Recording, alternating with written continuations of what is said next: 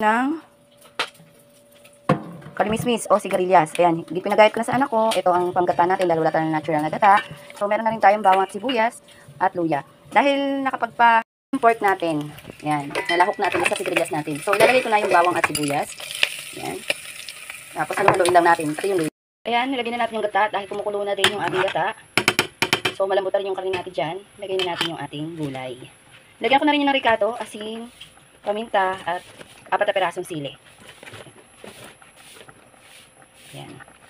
Ito yung kalimismis na pinagayat natin sa aking anak. So, lulutuin lang natin ito, palalambutin ng konti, yung ating gulay. Siguro mga 5 to 10 minutes. Kasi maliliit naman yung gayat. So, luto na. Pwede na tayong kumain.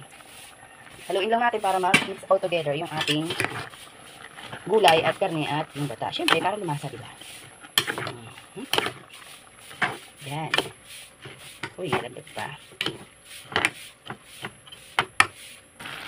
After a few minutes, luto na yung ating gulay, yung ating sigarilyas o kalimismis.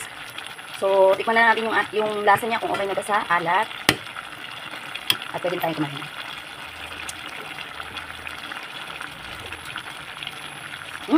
Okay na po. Pwede na tayong kumain. Tara, kain na tayo. Salamat po sa panonood. Ingat po palagi. Bye-bye!